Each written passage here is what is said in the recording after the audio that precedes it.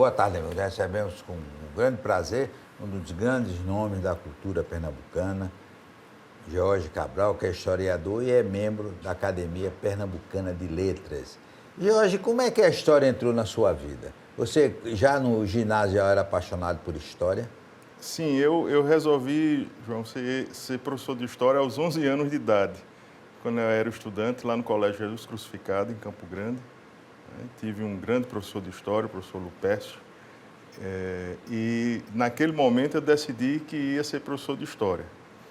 Mantive isso em segredo durante algum tempo, porque meu pai tinha outros planos para a minha carreira, mas eu acabei dando realmente uma chance à vocação.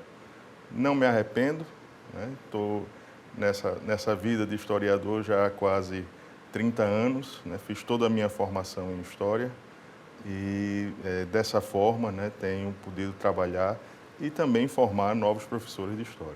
Mas também essa coisa do o professor no Brasil não é valorizado e tem um salário vergonhoso. E eu vi essa semana uma entrevista com o ministro da Cultura de Singapura, que tem a melhor educação do mundo, e ele disse que o principal sintoma é a valorização do professor.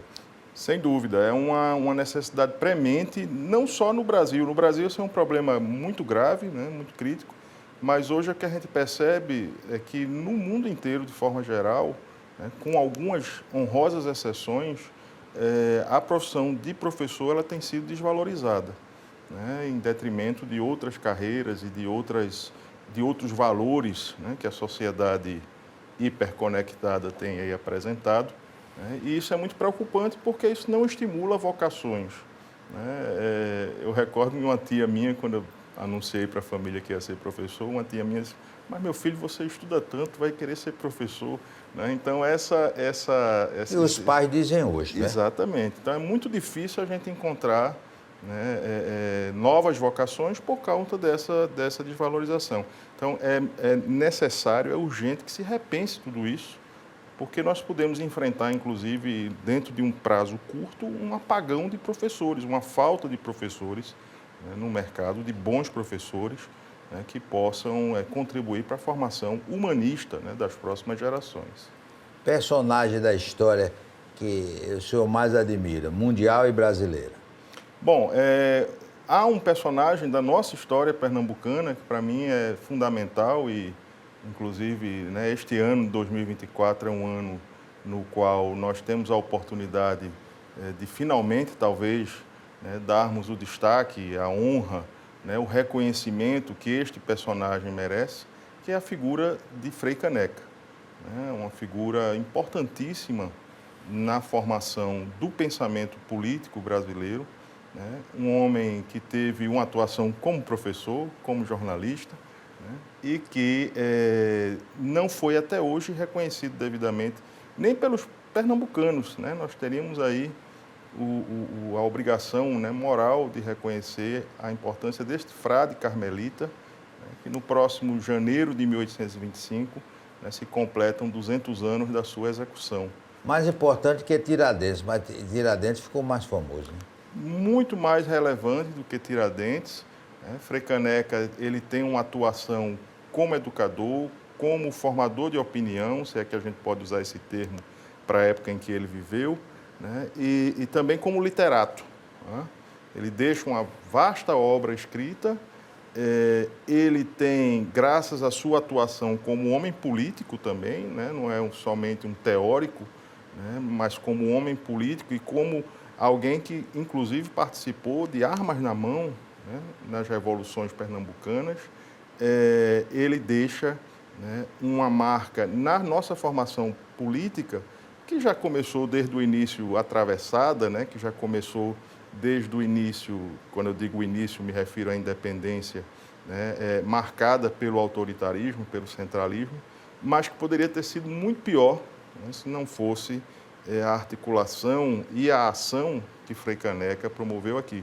Tiradentes, como alguém que vem do Sudeste, ali da região de Minas, na sua articulação Minas-Rio-São Paulo, que é o eixo político que vai consolidar a formação do Estado Nacional, e como são os vencedores, normalmente, que contam a história, né, eles vão acabar dando um destaque a Tiradentes, que é alçado ao papel de herói nacional, com um feriado nacional. Né? Qualquer estudante hoje, se você menciona um Tiradentes, ele vai reconhecer. Há também toda uma propaganda oficial em torno da figura de Tiradentes, né, que acabou eclipsando o papel de Frei Caneca e de outros revolucionários pernambucanos que tiveram, né, uma atuação muito mais destacada, muito mais veemente, muito mais marcante do que o herói mineiro. Nada contra os mineiros. Né? O Jorge, e paralelamente à sua atuação de historiador, virou também autor de livros. Quais foram os livros que você publicou? Sim, eu tenho cerca de 15 títulos entre livros autorais e livros organizados, todos eles dedicados normalmente à história. O primeiro? Né? O primeiro de todos foi publicado a partir da minha dissertação de mestrado, né, que eu defendi em 2002. Ele se chama Os Homens e os Modos da Governança. Né? É um estudo de história administrativa sobre a Câmara Municipal do Recife no período colonial. A gente não dá muita bola para as câmaras municipais hoje, mas elas são as instituições administrativas mais antigas do Brasil. Desde o início da colonização, né, que elas existem, e eu, graças à existência de documentação conservada no Instituto Arqueológico, eu pude fazer 2 estudos bem aprofundados. Um no mestrado, com a história administrativa, o outro no doutorado, com a história social da Câmara, e foi, né, o trabalho do mestrado, o meu primeiro livro, Os Homens e os Modos da Governança, publicado em 2003, com apoio da Câmara Municipal do Recife. E com esses 15 livros, você chegou à imortalidade. Dizia Mauro Mota que não queria ser imortal, queria ser imorrível. Mas, imorrível não, mas é imortal, integrante da Academia Pernambucana de Letras na vaga de Roque de Brito Alves, né? Exatamente. Eu tive a honra, né, de ser eleito pelos confrades da Academia em 2021, tomei posse em 2022, na cadeira número 11, né, que tem como patrono outra grande figura da história de Pernambuco, um outro pernambucano aí que até rivaliza com Frei Caneca, né, em termos da admiração que eu nutro, que é Abreu e Lima, o general das massas, né, o general de Bolívar, uma figura importante na independência da América Hispânica. Feliz com a atuação na academia? Estou procurando, aprendendo, né, com os confrades e procurando trazer essa contribuição, né, de alguém que está compartilhando, né, arenas de atuação entre a universidade, onde eu sou professor, do Departamento de História, né, o Instituto Arqueológico, a academia e a arena editorial, vamos dizer assim. Né? Acho que é muito importante que a gente junte forças. Né? Nós vivemos num mundo que, infelizmente, apesar de ser um mundo hiperconectado, hoje é tão mais fácil estudar, é tão mais fácil ter acesso à informação, mas a gente vê que há uma diminuição do interesse, né, do público em geral pelas questões humanistas, pela história, pela produção de conhecimento de verdade. Né? E a gente tem feito um esforço para articular todas essas instituições e sempre com a preocupação de torná-las casas abertas, né? De atrair para essas instituições, que são mais que seculares, né? O público e, sobretudo, o público jovem, né? O público que será, né, a opinião do futuro, que serão os construtores do futuro e que precisam dessa base, né, de história e dessa base humanista que eu penso que essas instituições, de forma articulada, né, podem oferecer. Acho que esse é o papel mais importante, né, que esse tipo de agremiação cultural tem, né, e que é preciso manter esse diálogo muito aberto. Professor, a exemplo de Frei Caneca, Pernambuco não dá a importância que o Instituto Arqueológico merece. Exatamente, né? O Instituto Arqueológico é uma instituição privada, é uma associação cultural privada de utilidade pública reconhecida. Né? Ele foi fundado em 1862.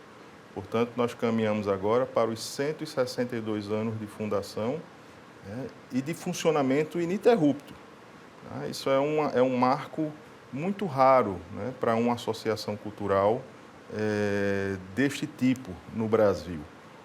É uma associação que recebe algum apoio do poder público. Nesse momento, por exemplo, nós estamos executando um convênio né, com recursos, né, trazidos pelo governo do Estado, por intermédio da Fundarp, né, mas é sempre, como eu dizia há pouco a você, João, matar um leão a cada dia, né, porque são dificuldades que surgem para, primeiro, manter uma casa, né, que é mais que secular. Nossa sede atual é um casarão do século XIX, né, situado ali na Rua do Hospício, 130, para manter a casa e para manter também o acervo, né, que é composto de milhares de peças museológicas, de uma biblioteca com cerca de 20 mil títulos e de um dos arquivos mais importantes, eu não diria nem de Pernambuco, mas do Brasil, né? Só para dar um destaque, nós temos conservado no Instituto Arqueológico boa parte da documentação produzida sobre o Brasil holandês, né? Então, é um verdadeiro tesouro do ponto de vista museológico, arquivístico e bibliotecário também, bibliográfico, né? Situado no coração da cidade do Recife, em uma área que tem enfrentado dificuldades, né? Degradada, né? Com problemas de segurança, né? De circulação, mas nós resistimos, né? Com a presidência. Mas pelo menos a Polícia Militar está botando lá os policiais. Sim, nós temos uma guarda patrimonial, né? Da Polícia Militar de Pernambuco, isso nos dá um pouco né? Tranquilidade, na verdade a tranquilidade de conseguir dormir à noite, né, sabendo que tem alguém vigiando aquilo ali, porque a área no entorno, né, tá bastante complicada, né? Então, nesse momento, nesse convênio com a Fundarp, nós estamos procedendo uma pintura interna, né, uma adequação interna do museu. Pretendemos reabri-lo logo após o Carnaval, e isso é parte, né, da série de mudanças que estão sendo empreendidas dentro da presidência da professora Margarida Cantarelli, né, no sentido de promover uma experiência de imersão na nossa história ainda mais agradável, ainda mais efetiva para aquelas pessoas que nos visitam. Então, logo após o Carnaval, o nosso museu vai estar de portas abertas novamente, aguardando aí a visita dos pernambucanos e das pernambucanas. Depois do intervalo, nós vamos continuar conversando com o escritor George Cabral, da Academia Pernambucana de Letras e do Instituto Histórico e Geográfico de Pernambuco.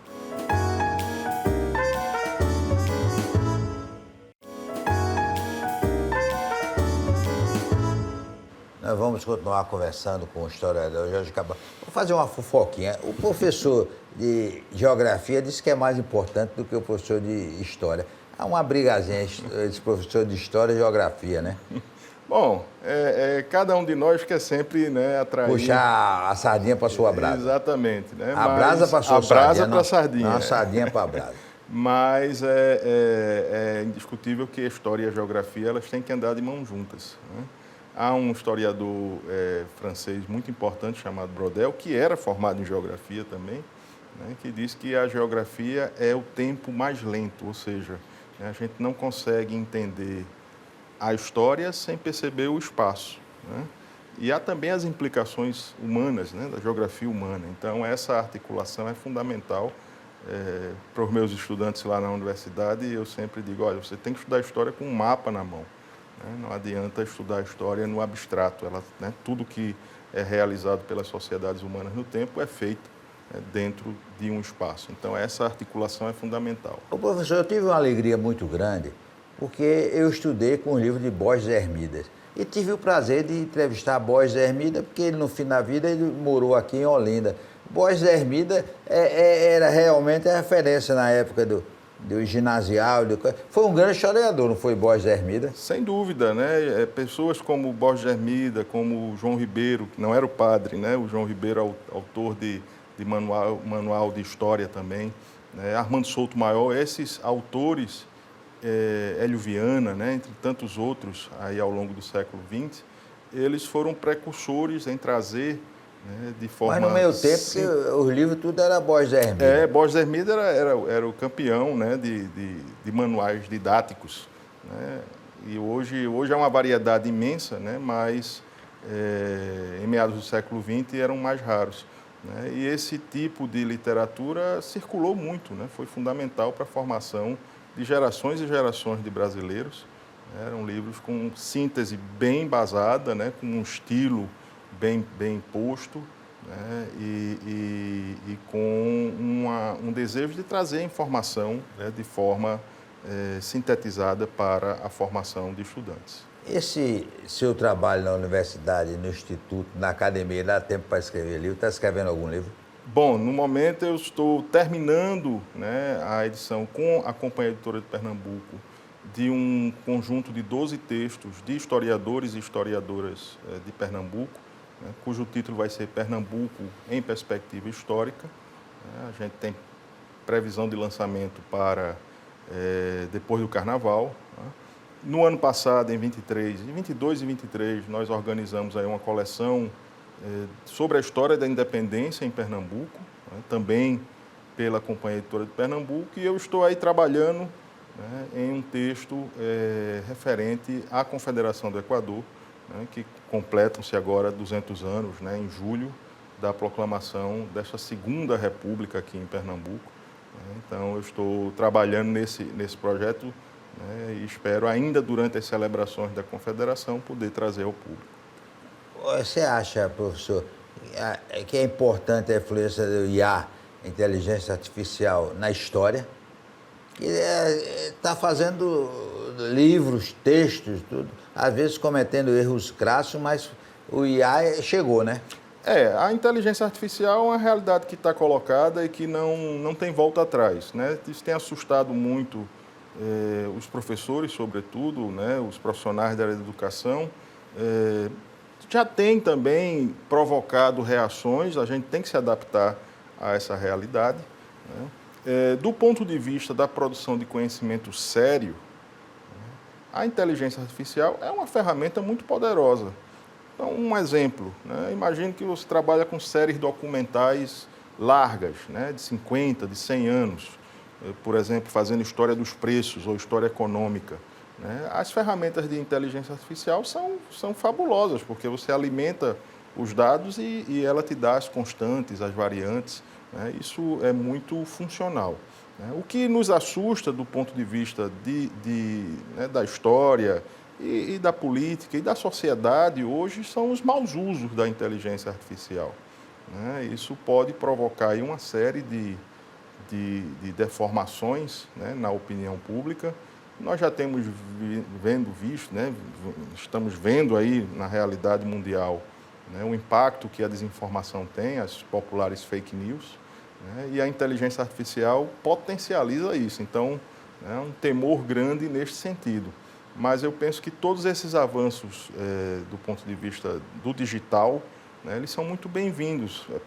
Para mim, por exemplo, que pesquiso história do Brasil colonial, ter acesso aos arquivos portugueses remotamente, online, todos digitalizados, é uma ferramenta poderosa, né? Então, é saber dosar, né, e ter em mente sempre que o fator humano, né, e no caso da educação, o educador, a educadora, eles são indispensáveis, né? Por mais que o estudante tenha acesso a conteúdos infinitos hoje, né, na internet, mas sempre haverá necessidade de alguém que dote esse estudante, né, dos mecanismos de crítica para filtrar todo esse mundo de informação e para filtrar também aquilo que é desinformação. Uma curiosidade, tem a famosa frase de Getúlio Vargas, quando se matou, eu deixo a política para entrar na história. O cara, quando morre, entra na história, Olha, todos nós fazemos história. Todos nós, cada um tem a sua história. Cada um tem a sua história, né? Todos nós somos agentes históricos. Mesmo quando a gente acha que não está fazendo história, né? Mesmo quando a gente acha que está se omitindo, né? Que está saindo do debate, mas o fato de se omitir também é uma forma de fazer história, né? Alguns personagens têm um impacto maior porque as suas atuações influenciam na vida de milhões e milhões de pessoas, né? Mas todos nós estamos na história, ainda em vida, né? E por falar em história, como ele está na moda, porque recentemente passou um filme, ele é muito criticado, Napoleão foi uma figura que o senhor admira? Napoleão é uma figura, né, de extrema importância, inclusive para nós no Brasil. É uma história que ele viria para cá visitar. É verdade aquela história? Depois da sua derrota final, né, em 1815, Napoleão foi posto, né, em prisão pela segunda vez na distante ilha de Santa Helena. A primeira vez foi na ilha de Elba, ele, né, rapidamente conseguiu voltar para a Europa. Então colocaram ele lá nos confins do Oceano Atlântico, na ilha de Santa Helena. E durante a Revolução de 1817 aqui, né, surgiu a ideia de, em articulação com oficiais franceses que estavam nos Estados Unidos, a República de Pernambuco mandou um embaixador, né, para os Estados Unidos, Cruz Cabugá, e lá se fez articulação com oficiais que tinham lutado com Napoleão, né, surgiu a ideia de, partindo de Pernambuco, uma esquadra resgatar Napoleão em Santa Helena e trazê-lo para cá. Não, que história, né? Não é? Eu e professor aqui ia ficar até amanhã querendo saber. Calabar,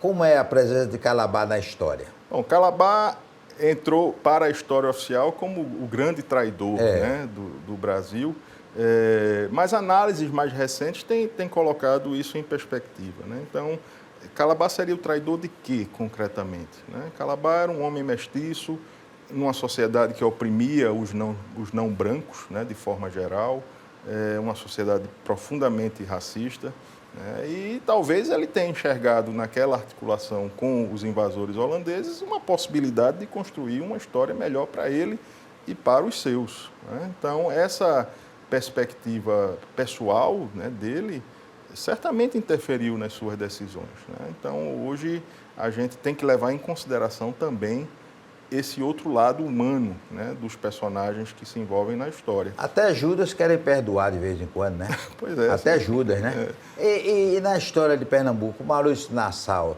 na sua opinião, foi uma figura importante? Maurício Nassau é a figura que vai transformar o Recife efetivamente em um centro urbano, em uma cidade, né? É indiscutivelmente, né, um personagem marcante. E a gente percebe isso pela memória que fica dele, né? Ele também foi muito eficaz em construir a sua memória, né? Agora, o que normalmente acontece é que há uma confusão entre o que foi Maurício de Nassau, quem era Maurício de Nassau e o que foi a sua gestão, e o que teria sido a permanência, né, dos holandeses aqui em Pernambuco. Primeiro, a gente tem que destacar que Nassau não era holandês, né? Ele era de origem germânica, vem de uma região que hoje é a Alemanha. Querem trazer o corpo dele para cá. Não sobra mais nada lá do corpo dele, né? Não. E acho que essa não seria a forma mais ideal de reconhecer o que ele fez pelo Recife, né? Mas é importante a gente ter em mente que ele teve aqui uma passagem curta, né? Se destaca no contexto dos governantes coloniais. Botou um boi para voar? Botou um boi para voar, trouxe a história artistas. Verdadeira do boi, É uma representação, né, que se fez naquele momento para atrair o público para cruzar a ponte, né, e pagar o pedágio da ponte que ele construiu no Recife, né? Mas o que ele se destaca efetivamente é ter trazido cientistas, artistas, que produzem o primeiro conjunto de dados fidedignos, né, sobre Pernambuco colonial. Esse é, para mim, o grande mérito, né, de Maurício de Nassau, porque ele deixou uma documentação gigantesca para que a gente conheça aquele período, né? Mas atrelar isso à ideia de que a permanência dos holandeses em Pernambuco teria sido melhor para nós, né, aí eu vejo um equívoco, né? Eu acredito que Nassau, ao ser substituído, nós retornamos aos mesmos mecanismos de exploração que eram comuns a todas as nações europeias naquele momento. Professor, um assunto polêmico, né? Porque de vez em quando querem mudar o nome de ruas. E essa mudança só é feita se o Instituto autorizar. Agora, mesmo a Avenida Bibiribe, agora vai a Avenida Bibiribe Santa Cruz. Daqui a pouco a Avenida Rosa e Silva Náutico. A Avenida não sei da qual. O senhor é contra ou a favor a mudança de nome de rua? Porque, por exemplo, a Avenida Norte, a Avenida Miguel Reis, ninguém chama. A Avenida Sul, a Avenida do Coelho, ninguém chama. Aeroporto Gilberto Freire, ninguém chama. Qual é a opinião do senhor sobre a mudança do nome de ruas? Bom, eu sou da mesma opinião que Manuel Bandeira, né, em evocação do Recife. Eu penso que é temerário, né, que ocorram essas mudanças. Há efetivamente logradouros que homenageiam pessoas, né, que não merecem ser homenageadas e que devem ser substituídos, né? Mas, sobretudo no centro do Recife e no centro expandido, eu acho que não é positiva essa mudança. Que é as ruas das Flores, da Saudade. Né? Exatamente. São nomes tradicionais. O Instituto Arqueológico é responsável por, né, emitir um parecer sobre se a denominação é tradicional ou não.